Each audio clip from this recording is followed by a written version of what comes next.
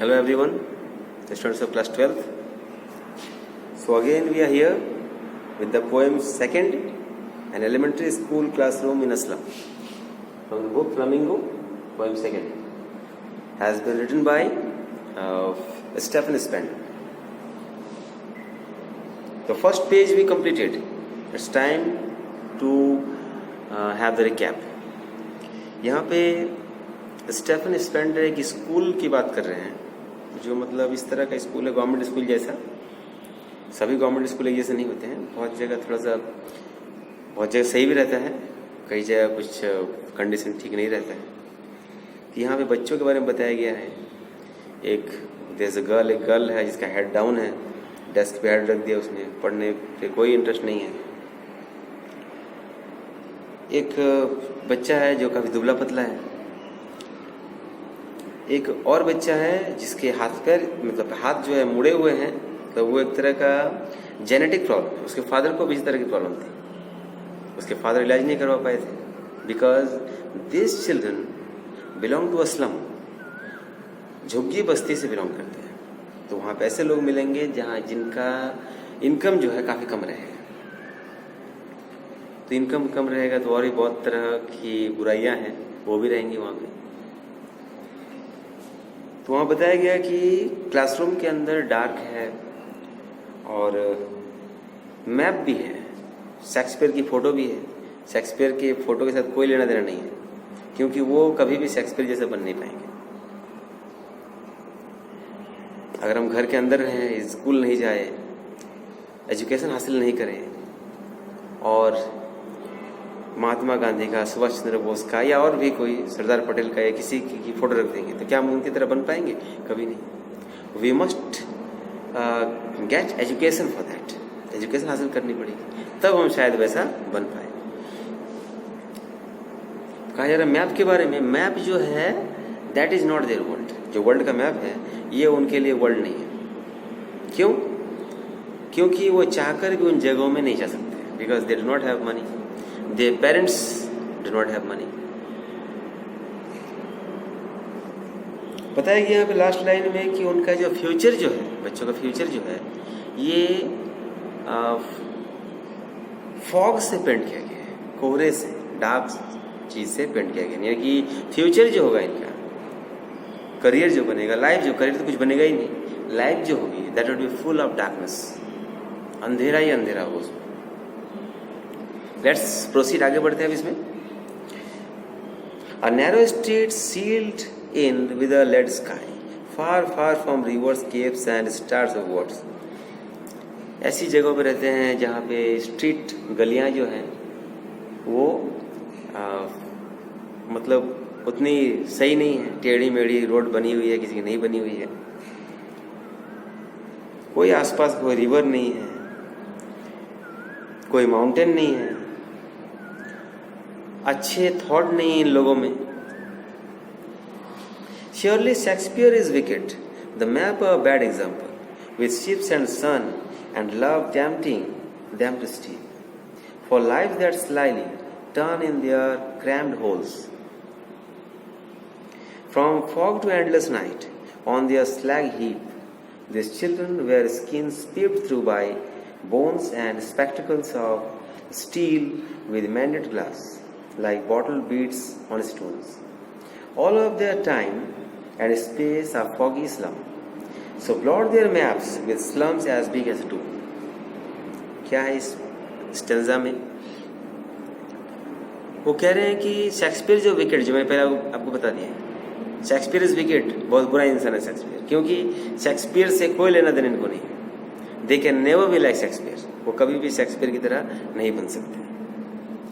Map एक bad example है इनका. एग्जाम्पल जो देखें, कोई चीज़ देखेंगे वो समझ सकते हैं, उस तक हम पहुंच सकते हैं, लेकिन ये कभी भी वहां तक नहीं पहुंच पाएंगे. मैप में जो जगह है वहां पे कभी नहीं जा पाएंगे. कभी कभी कोई अच्छी चीज़ अगर देख लेते हैं, चाहे शिप हो, चाहे और भी कोई चीज़, गाड़ी वगैरह, अच्छा घर, तो ये सारी चीज़ें इन लोगों को टेम्प्ट करती है, ललचाती है, लुभाती है, स्टील करने के लिए, चुराने के लिए. बिना चोरी किए ये आगे नहीं बढ़ सकते. आगे बढ़ना मतलब कुछ टाइम के लिए शायद पैसे आ जाए, ऐसा भी हो सकता है कि पुलिस पकड़ के ले जाएंगे। यानी कि अच्छी लाइफ इनको जो अट्रैक्ट करती है वो साथ ही साथ एक तरह से इस चीज़ के लिए भी अल्योरमेंट देती है, मतलब प्रलोभन देती है कि तुम लोग चोरी करोगे तभी मेरे तक पहुंच पाओ। अगर ये सोचे ये बच्चे कि हम लोग एरोप्लेन पे बैठेंगे, बस में बैठेंगे, ट्रेन से कहीं एक जाएंगे एक जगह से दूसरी जगह, दे मस्ट हैव मनी, और मनी है नहीं इनके पास, बहुत ही कम, बहुत मुश्किल से खाना मिलता है इनको, तो ये चोरी करने के बारे में सोचेंगे।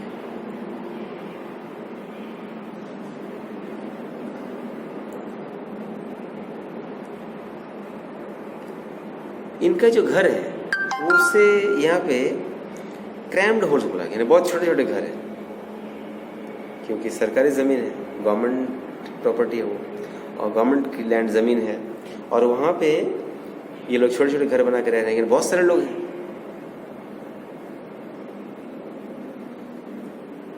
फॉग से, अंधेरे से अंधेरे तक ही जा पाएंगे ये, फॉग से एंडलेस नाइट तक, मतलब वो नाइट जो कभी ख़त्म ही नहीं होगी। फॉग, कोहरा, अंधेरा मतलब वो है, वहाँ से एंडलेस नाइट, ऐसी रात तक जाएगी, ऐसे टाइम तक, ऐसी जगह तक जो अंधेरा ख़त्म ही नहीं होगा इनका।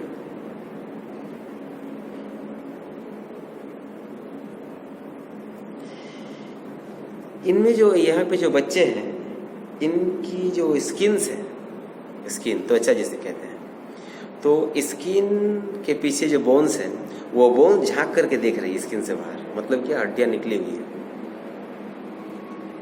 अच्छे घरों में जो प्रिविलेज्ड लोग हैं, प्रिविलेज्ड बच्चे जो हैं, वहाँ बच्चा को बहुत हेल्दी मिलेंगे, हर वक्त खाते ही रहेंगे। और ऐसा भी है कि खान पान का ध्यान रखा जाता है, लेकिन यहाँ पे नहीं हो सकता है। हड्डियां दिख रही है, हड्डियां झांक रही है स्किन के बाहर।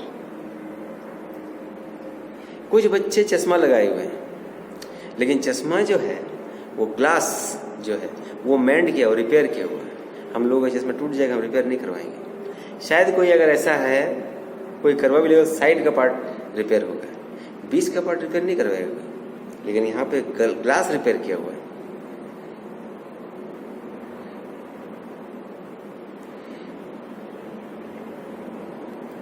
यहाँ पे पूरा टाइम इनके लिए फॉग ही फॉग है, अंधेरा ही अंधेरा है इनके लाइफ में। पोएट कह रहे हैं स्टेफन स्पेंडर, कहा कि इनका जो मैप जो है, इनके मैप में आप स्लम बना दो, बहुत बड़े बड़े स्लम बना दो। मैप में कहीं दिल्ली है, न्यूयॉर्क है, पेरिस है, ठीक है, जर्मनी है, इटली है, तो ये जगह इनके काम की नहीं है। आप वहां पे जाकर क्या कर दो, स्लम्स बना दो, as big as doom. Doom लिखा है, डूम इज डेथ, मतलब वेरी बिग, वेरी बिग, बहुत बड़ा मैप बना, मैप पे, वहां पे मैप पे सिर्फ ये बना देना है, स्लम बना देना है, क्योंकि स्लम के अलावा और ये स्लम से बाहर निकल ही नहीं सकते। अब लास्ट स्टेंजा में कुछ बातें बताई गई है जिससे ये कहा जा रहा है कि स्लम से निकला जा सकता है, बट फॉर दैट, लेकिन उसके लिए थोड़ी सी मेहनत करनी पड़ेगी, उन लोगों के साथ साथ कुछ और लोगों को भी।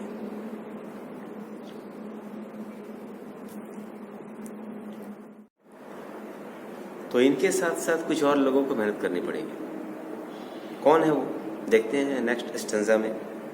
Unless governor, inspector, visitor, this map becomes their window, and these windows that shut upon their lives like catacombs. Break, oh break, open till they break the town, and show the children to green fields, and make their world run as on gold sands. And let their tongues run naked into books. The white and green leaves open history there whose language is the sun. क्या बताया जा रहा है इस stanza में? Poet request कर रहे हैं किस तरह के लोगों से? गवर्नर से, इंस्पेक्टर से। इंस्पेक्टर मतलब जो चेक करते हैं, स्कूल वगैरह में चेक करते हैं कौन सा काम कैसे चल रहा है, क्या कमी है, वो inspector, not police inspector. Visitor जो स्कूल में विजिट करते हैं यही चीज़ देखने के लिए काम ठीक से चल रहा है कि नहीं, बच्चों की पढ़ाई ठीक से हो रही है कि नहीं। तो कहा कि जब तक ये लोग विजिट नहीं करेंगे, गवर्नर, इंस्पेक्टर, विजिटर, ये मैप जो है ये मैप जो है इस तक नहीं पहुंच पाएंगे, मैप उनके लिए बेकार हो जाएगा। लेकिन ये लोग अगर जाते हैं तो इसका मतलब क्या होगा कि अगर ये जाते हैं तो कुछ कमी बताएंगे, हाँ पढ़ाई नहीं हो रही है, बच्चों को खाना नहीं मिल रहा है ठीक से, तो गवर्नमेंट तक बात पहुंचाएंगे। गवर्नमेंट फिर कुछ स्कीम लाएगी, कुछ हेल्प करेगी गवर्नमेंट, इन बच्चों को वो हेल्प मिल पाएगी, तब तो बच्चे आगे बढ़ पाएंगे, एजुकेट हो पाएंगे। अगर if you do not eat good food, अगर आप गुड फूड नहीं लेते हो, you cannot concentrate on studies, you cannot concentrate on games also, games पे भी या स्टडी पे भी आप कॉन्सेंट्रेट नहीं कर पाओगे। So those were students, those were players, they must take smart food, I mean good food, nutritious food, and we have to be away from the junk food. Junk food से दूर भी रहना है। Good food से, smart food से जैसे फायदा है हमें, वैसे ही जंक फूड से हमें लॉस भी है। तो गवर्नमेंट तक अगर बात जाती है तो कुछ गवर्नमेंट कुछ प्लानिंग करेगी, स्कीम बनाएगी। कहा कि ये जो इनकी लाइफ जो है, स्लम जो है, ये इनके लिए कैटाकॉम है। कैटाकॉम लिखा है मैंने यहाँ पे,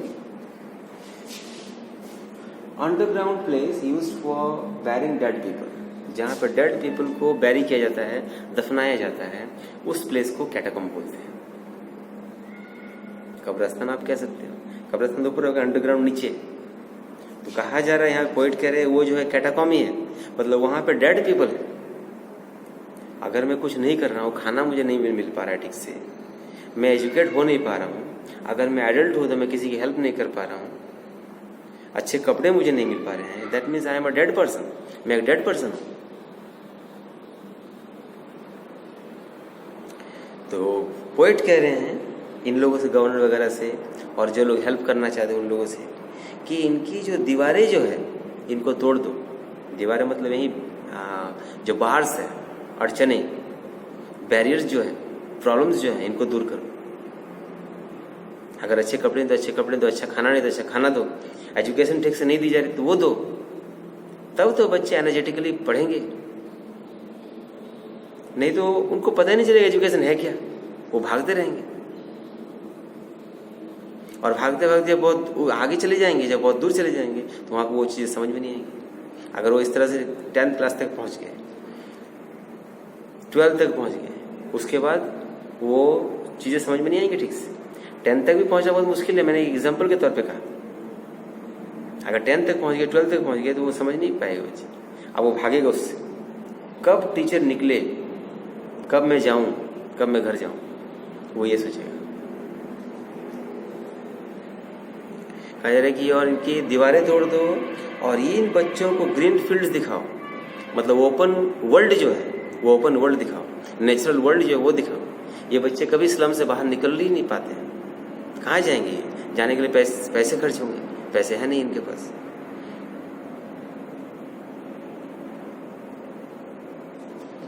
इनको बुक्स वगैरह की नॉलेज दो, अलग अलग तरह की बुक्स, सिलेबस की बुक्स, ये सब पढ़ने दो। मतलब ये हेल्प हो पाएगी गवर्नर से, इंस्पेक्टर से, विजिटर से, तभी बुक्स वो पढ़ेंगे। और हिस्ट्री उन्हीं की होती है जिनकी लैंग्वेज सन होती है। क्या मतलब है इसका?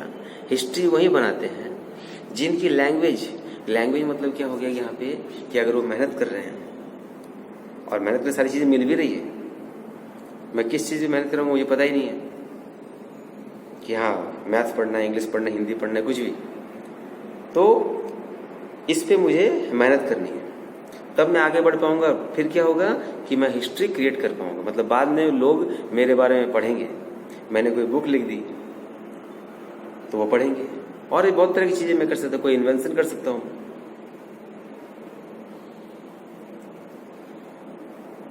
So this poem, an elementary school classroom in a slum, this tells us that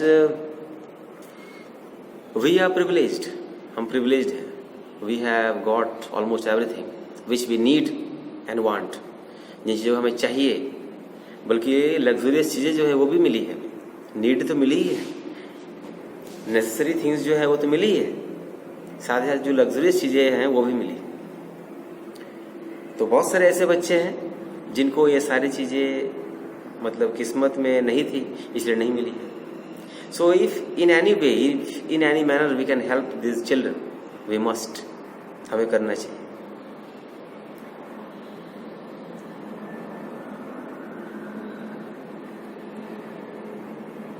If we help them, certainly God will help us.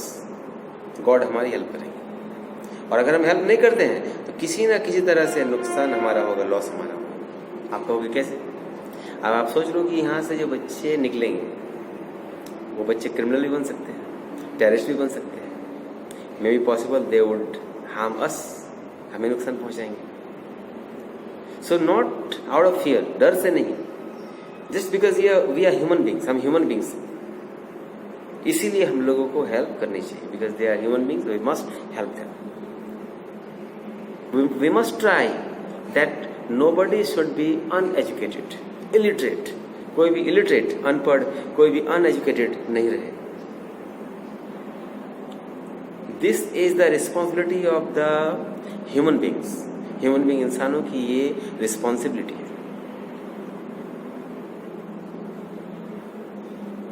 So hope you understood very well this poem. Thank you very much and God bless.